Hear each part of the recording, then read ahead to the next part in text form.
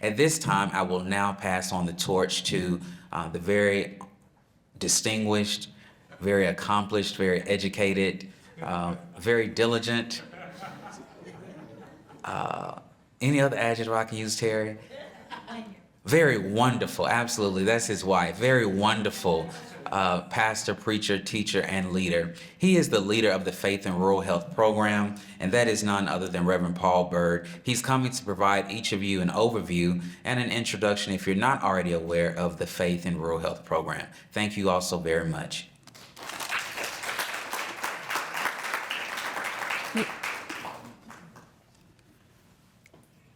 There are times where you get introduced and you wonder who they're talking about. Good morning.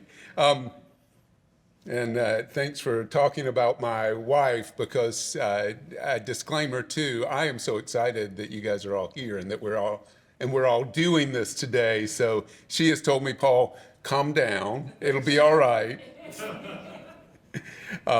Really, we're glad you're here. I'm Paul Byrd, the director of the Faith and Rural Health Program, and business first. For those of you who are collecting medical education units, we need to flash these disclaimers on the board before we get started. And those who are not, we'll just be glad we don't have to apply for those credits. How's that? Good morning. Today's gathering has really been the dream of those of us who've been a part of the Faith and Rural Health Program since its inception. And so we're not ashamed of the fact that we're delighted that you're here, and we hope you feel that. This is my second career. It was for the last 3 years I have been the director of the Faith and Rural Health Program. Before that, I spent 30 years as a pediatric chaplain, working with patients and families in a medical setting, facing some of the most difficult things they have ever imagined. And as they harnessed their faith and as they tried to dialogue with medicine and a new world, working together was very beneficial to them and helpful as they moved in their communities. And so for me, loving that work, it's been really neat to be able to do that in rural communities over the last 2.5 years. Today, I thought I'd kick us off by just giving a brief overview of the Faith and Rural Health Program, the idea behind starting it, what we've been up to, some of what we've learned, and along the way, we'll talk about some of the initiatives we've been a part of, either coming alongside of in counties or help develop. But first, I'd like to call your attention to what I'm sure you're all wondering: why on earth is this called a summit and not a conference? A conference, as you know, is when you come together, talk a lot, and learn something, get caught up on the state of the field, as it were. Today, though, we're calling this a summit because a summit, you may get some information, but really it's about coming together to find interesting ways to solve a problem. A summit is called when there is something pressing that needs to be done and needs to be addressed in a collaborative way. We are wanting this to be a summit, and I hope today you will put that hat on. You will think, who can I meet? Who can I talk to around my table? I hope you'll meet somebody new, share some new thoughts, and leave with something tangible that you can do in your communities and in your context. So the Faith and Rural Health Program was really developed as an outgrowth of Mercer's School of Medicine's mission statement. And as a Mercer grad, when I first saw this was the medical school's mission statement, I was delighted. It is, for me, very simple, but also direct. It's very clear that what we're about is, there's the mission. To improve the access to health care for rural medically underserved areas of Georgia. Its connection to the Faith and Rural Health Program is probably best summed up by the quote from Gene Sumner, our dean at the medical school, that really leans into the fact that there was a time where faith and health really worked closely together, that wasn't a surprise, and that we have gotten away from that. As a matter of fact, I, in this position, have had calls from physicians and ministers alike asking me how we can help reconnect those things in a meaningful and appropriate way. So I attribute this to probably a conversation over a drink somewhere, because I can't imagine it happened another way. But at some point, as I understand it, Dr. Brian Childs of the School of Medicine's ethics chair and Dean Greg DeLoach, the dean of the School of Theology, had a conversation, and they said, how could we maybe have an initiative that looked at how we could do some of this work? And how could we bring communities together and ask them the question, how can you start a conversation between faith leaders and healthcare providers? And so they approached the Georgia Rural Health Innovation Center, who heartily got behind this program, who is a sponsor for this event, who pays my salary, and started this initiative right at 2.5 years ago. And our mission is quite simple: to bring together healthcare providers and faith leaders collaboratively to address the holistic needs of rural communities. We thought we'd do this by reaching into communities and building some relationships, getting them to share perspectives, identify their own needs, so a really asset-based community development model, envision some collaborative solutions, evaluate if those worked, and if they did, share them. And matter of fact, some of what we're hoping today is the last part of that initiative. Along the way, we wanted to actually improve rural health. To put it in the words of Cecil Kilgore, who we work with in Putnam County, he said, "Paul, I'd be glad to work with you if we are about saving lives in Putnam County." We also thought that while we're at it, we might as well train the physician students that we're training and the ministry students that we're training to think along these lines, to wonder, when I go into ministry in a community, when I go into medicine in a community, how am I building these collaborations? So the way we started this, and actually I was in the job about 2 months, and I got a call from Dr. Childs and said, "I've got good news for you.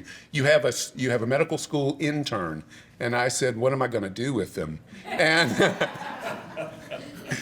so what we did was, this is a couple of our interns who were in Coffee County, Garrett and oh goodness, I'm going to forget names. Yeah, thank you, Isaac. Another team of our interns who were in Berrien County together. We teamed up faith ministry students and medical students and sent them into rural counties for 3-week internships. They would do things like present at community events. Here they are at the Rotary in Nashville. They would follow the doctors in their clinics for 3 weeks and follow rural ministers as well. They got involved in the community. Here they are at the Martin Luther King Day parade in Toombs County. I don't think they ever thought they'd be in a parade together. And of course, you know, they probably gained some weight along the way. But probably the most interesting thing they did for me was they conducted narrative interviews, qualitative interviews. Each student had an interview with 2 physicians at least 2 ministers, and at least 2 people who were patients or community leaders. We've now gathered over 60 of these interviews, and these interviews proved to be the most impactful for the students because they got to hear the stories firsthand of physicians who their faith mattered to them when they were going through family illnesses, ministers who had to interact with the medical field, and probably best, people who were patients and how those things came together for them. There's nothing quite like the power of listening to story, is there? So we, in good academic fashion, we took those interviews and we evaluated them, and we found out some things that you may not be surprised of, but I found pretty interesting. From healthcare providers in general, this is what we found, that they were presented with things they considered to be spiritual needs, if not weekly, sometimes daily. And this blew my socks off because I didn't think in that context. And then when I started thinking about it, and I read through the interviews, it made perfect sense. What were the spiritually issues? They would get a new diagnosis and the patient was scared. They wondered, what does this mean for me and the rest of my life? A meaning issue. They wondered, I'm alone. How am I going to take care of myself? So a community issue. All these kinds of issues that were spiritual issues. But of all the physicians we talked about, guess how many had some kind of training to deal with spiritual issues? Now let's broadly define this. A lecture in a class about it, a time in residency where they had a lecture on it, or even a preceptor have a conversation with them. Guess how many times? 50%. We are 100% at getting zero. Not one physician that we spoke with had ever had this issue covered for in their training. Maybe more concerning is that these medical providers perceive little effort or interest in their ministers in their community at helping them in their work. That blew me away. Even ministers, even medical providers who went to a church and had a friendship with their pastor had never had a conversation about how their work interfaced. And they wondered, okay, Paul, what does a collaborative look like between us? That's a good question. Faith leaders, interestingly enough, these were the surprising things I found. Of the three groups, ministers, faith leaders, healthcare providers, community leaders, guess who was the least likely to discuss a connection between faith and health? It was the ministers.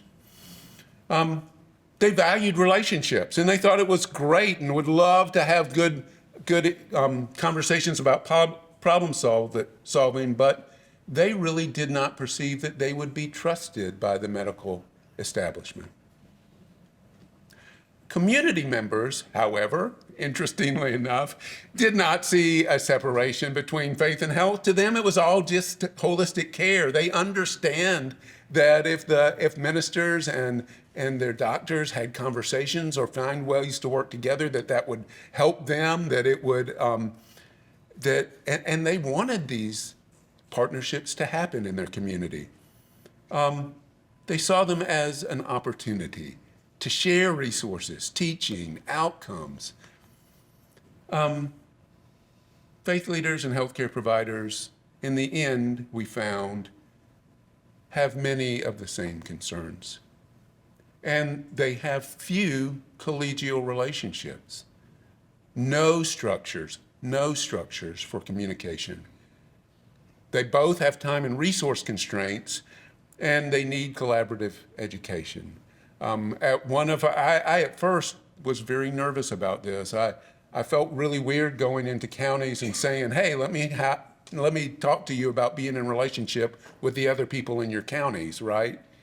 And I heard from physicians and ministers alike, no, really, Paul, we know this needs to happen, but we wouldn't make it happen on our own. So thanks for coming to our context. In working with a coach, I looked at the qualitative interview tools we were using, and in the last 1/3 of those interviews, so in last January's cohort of interns, we added one more question that I, as a minister, was really uncomfortable adding, and this is the question that we ask everybody we interviewed. Would God want faith leaders and healthcare providers to work together to address community needs? Now, we ask this question of people regardless of what God looked like for them, no matter what their faith background was, no matter if they said they were a practicing faith practitioner at all. Ministers, doctors, people in the community. And you know what we found? Not just did everybody say, I think God would want that. 100% of those interviews said, of course God would want us to do that. I thought that was really, really interesting. So after we did the interviews, after the interns did interviews in their communities, on the last week of their internships, we would always have a roundtable discussion. We would invite the ministers and the healthcare providers and the community members, and then basically whoever else wanted to come to have a dinner and to have a conversation. And this was a very asset-based community development thing. And we would start, so every time we had one of these dinners, it was funny. These people would come and they'd be very uncomfortable. They would sit at a table and there were people that they didn't know and they were a little bit unsure of exactly what was going to happen. And we would start with 3 questions. Now, I just described something that if you would look around may seem appropriate. Here we are. I hope you're sitting at a table with someone you don't know. And I'm going to do the preacher thing and say, if you are not sitting at a table with people that you don't know, this is your time. Move. I want at least 3 people at every table. So you two maybe get together with this group and just for a minute, come on, find your way into a discomfort zone. You can do it. I want you to go to sleep. Your coffee is probably starting to wear off, or I put you to sleep. So these are your 3 questions. I'm going to give you 10 minutes. I want you to give each other your name, tell each other your occupation, and then share this question. What is your call or your draw to what you are doing? If you're a student, that counts for you too.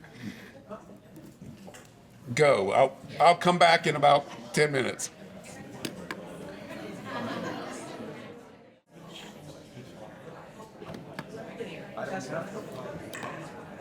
And every time we did this exercise in rural counties, the same thing happened. The mood in the room changed from stranger to very interested. How cool is it to hear why people do what they do? How wonderful is it to learn that we're not alone in our desire to make a change and that we feel deeply about it? My favorite thing is that we got to play with sticky notes. And I've learned that it doesn't matter who you are or how educated you are, everybody loves a good sticky note. And we got the really big ones with bright colors, and tables would compete for what they would come up with at their table for answers to these questions. What are the strengths of your county? These are the strengths from Coffee County. They were really, really excited to do this. And do you know that people, even in the most rural and even in the most underserved areas of this state, believe deeply in their county? And there are strengths when you give them a chance to that they can name. And when they do this at a table together, they ramp each other up, and it's really funny. They get buzzy and happy, and there's actually a euphoria in the room. And then our second question is always, what is your holistic health challenges? These 2 are the, well, and I needed to edit this slide, sorry. You can put the words together. Follow up, medications. Anyway.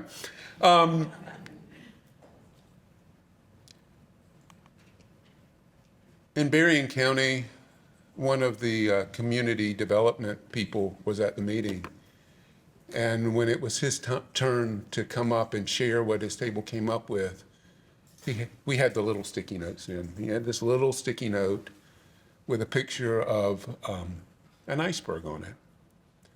And he said, Paul, all of us I've been doing city managing here for the last year, and I got to tell you that the problems you have discussed are just getting at it. You have no idea how overwhelming the challenges we have and are facing are. And the gas went out of the room. And this happened in every dinner we have had. It took us 10 minutes to convince them that they had just named as many strengths, and that maybe the same is true about an iceberg for for strengths as it is for challenges. The trick is, how do we do this? And as we started to develop solutions, we came up with some pretty interesting things, and we left every meeting with resolve. My favorite quote of all of those remains the one at the bottom here, from Pastor Willie Williamson, who I hope will make it today. He said this: it would be a win-win, because if you're not just the faith-based caring for spirituality of a man, or the medical community taking care of the physical needs of a man, but we'd all be bringing both together to care for the whole man. And I am going to, in good ministry fashion, reinterpret man and make that us, community. So what have we done? We have, in several communities, had collaborative health fairs. Matter of fact, you will hear later today about Putnam County, who's planning their second Day of Health as a part of this collaborative, and it's been really exciting. We had one community say that we have a mental health crisis here, and they had collaborative mental health training, ministers and healthcare providers together getting some of this training. And I thought it was as cool that they talked together afterwards as it was that they took the training together. In Berrien County, we had a family connections person that said, Paul, the adults, you'll never reach them, but you can reach our kids. And what if we did something like VBS? What if we had a week long that kids learned about healthcare and about how those things could help their parents? And then if you know anything about Vacation Bible School in South Georgia, on Friday you bring the parents in, and the parents then learn what the kids learn, and preachers knew this all along. If you get the kids to teach the Bible story, the adults listen. Maybe the adults will listen if their children tell them about their blood sugar and about their need for diet. And it has been great. And Beatrice, where are you? You're somewhere in here. Beatrice helps us. Second year we had that health fair in Berrien County, and it was delightful. Over 100 kids each time.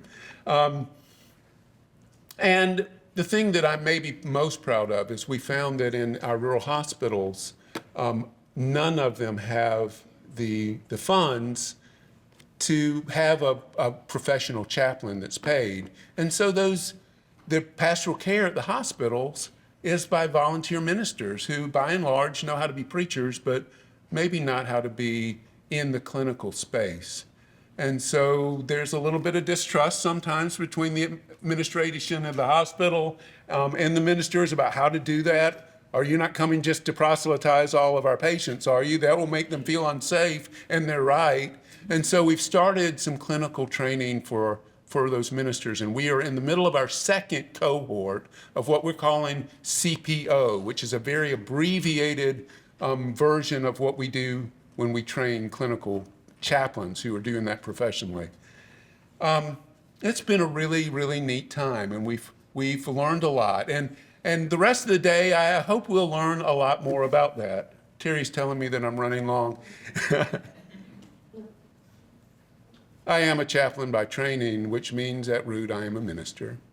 And so it would be remiss of me to miss the opportunity to give a spiritual paradigm, if you will. This picture is of a story that has become very important to me in this work.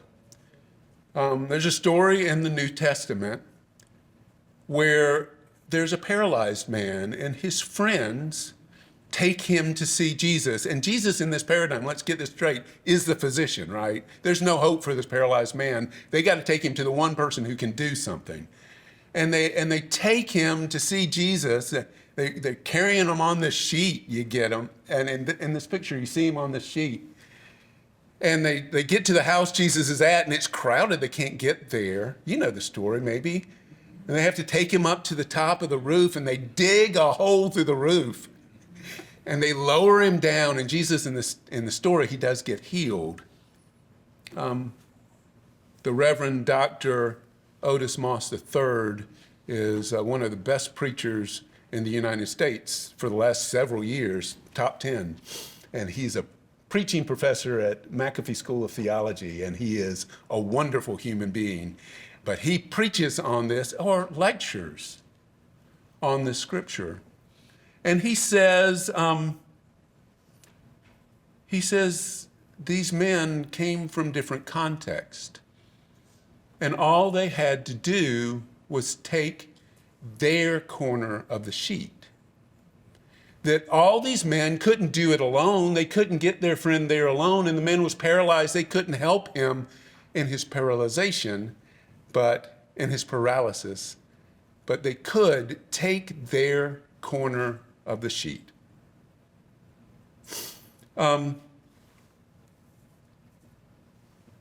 Today, as we hear from physicians and ministers, we'll hear from researchers and professors and students and people who are learning to work together in their communities. I want to challenge us all to be thinking about how we can be like those friends, and how we can, by taking just our corner of the sheet, work together and envision some new solutions that would live into Dean Sumner's vision of reconciling faith leaders and healthcare providers in a way that will make a real difference in our communities, and to live into Cecil Kilgore's quote, "Let's save lives in our places." Welcome to the Faith in Rural Health Summit. I'm so excited you're here. I hope it's a wonderful day.